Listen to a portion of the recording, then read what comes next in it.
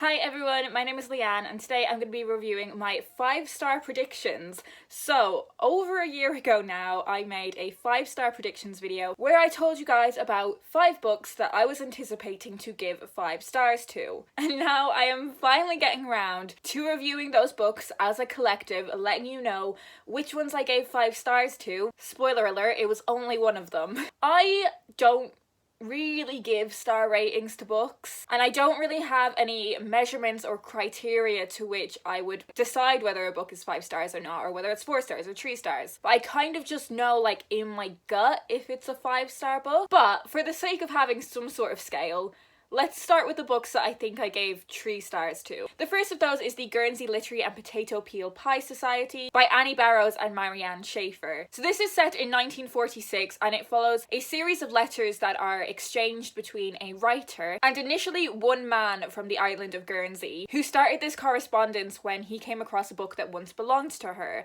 And they start off like this chain of sending each other's letters back and forth, and eventually this author is corresponding with loads of different people on the island, finds out about this thing called the Guernsey Literary and Potato Peel Pie Society, and exchanges stories back and forth that have a lot to do with the German occupation of Guernsey. There was nothing wrong with this book. Like, it's a really good book, but there was just something that stopped me really connecting with these characters. I don't think the letter format really works for me. I have actually unhauled this book quite a while ago, but because of the pandemic I haven't been able to donate all of my unhauled books anywhere, so it's just still in my house. Expectation by Anna Hope I also gave 3 stars to. Maybe if we're being like super pedantic, maybe like 3.5. This is a proof copy, obviously. So this book follows 3 different women who were best friends when they were younger, but as they've got older their lives have sort of deviated and gone down different paths. You know, one of them is kind of the career focused one of them is the one that has the kids, one of them really wants kids but isn't able to have them, and it's about how their expectations for their lives turned out differently, and they're all kind of slightly envious of the aspects of one another's lives that they don't have. I think the reason this was only like a 3.5 stars for me was really because I felt like these were women that I had read about before. I do read a lot of books that are about kind of women in their sort of late 20s into their 30s, just kind of grappling with lots of different aspects of their lives, and I really do enjoy those books, but I suppose the more of them I read, the more familiar with them I become, and sometimes it can kind of feel like you're reading the same experience over and over again. I don't really feel like there was anything about the lives of these women that I felt like I hadn't read before, or like seen on TV or something, you know? But like, again, a 3.5 stars isn't a bad rating in my opinion. But moving on to the 4 stars. So the next one I have is The Man Who Didn't Call by Rosie Walsh. Every Christmas I always try to read a kind of contemporary women's fiction book in this kind of romance genre. It's always the book I will read on my way to the airport and in the airport and on the flight when I'm coming home to Ireland for Christmas. Obviously I'm not going to be doing that this year. I'm already in Ireland and I am going to try and like replicate that reading experience somehow, but I think I do put a lot of pressure on that book because it needs to be good, because it's such a significant book for my kind of reading calendar. And I thought this book was great. I did really enjoy it. So this is about a woman who has this whirlwind romance with this guy. They spend 7 days together and it's amazing. He then leaves to go on a long booked holiday and says that he will call her at the airport, and then he doesn't. All of her friends are telling her, look, I know it's a difficult pill to swallow, but you have been ghosted. Like, whatever romantic things he told you, it was just all talk. You need to kind of move on. But she just really feels like there has to be something else going on. And you see her kind of beginning these slightly stalkerish behaviors, desperately trying to find out what has gone on, what has happened. But she is just so convinced that the way he felt, the way she felt were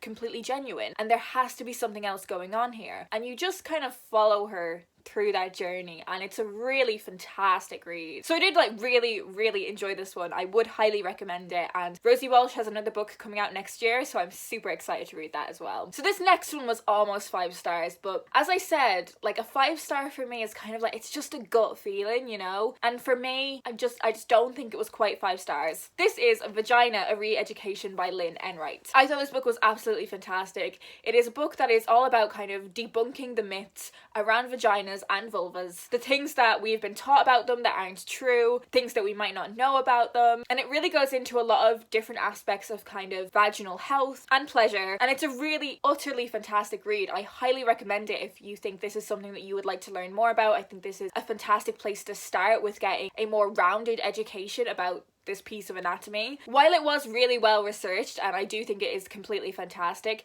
there were some topics that I think I would have been interested to see delved into in a bit more detail. But what is really great is that I now know that I want to learn more about these specific topics and can go find a book that specifically deals with them. The one book from that predictions video that I definitely gave 5 stars to was Perfectly Preventable Deaths by Deirdre Sullivan. This made my favourite books of the year list last year. This book is set in Ireland, which is, you know, something that is always going to help a book be 5 stars for me. It follows 2 teenage twins, Madeline and Caitlin, who are quite different, and when they move town, these differences definitely become heightened. Caitlin is the far more outgoing of the two, and she quickly becomes romantically involved with a boy in this town. But the longer we spend with these characters, the more we realise that there is something quite dark going on. Young girls have a reputation for disappearing in this town, and it's possible this boy has been involved in some way. The other sister, Madeline, is gradually learning about her own powers that she didn't realise that she had, and she's realising what she might have to do or what she might have to become in order to save her sister. This book is fantastic. I love it. It's witchy, it's Ireland, it's feminist. Like, I love the feminist message in this book and how it's kind of conveyed to you through the supernatural. It touches on abusive relationships. There's queer representation in this book. I loved it. I love this book so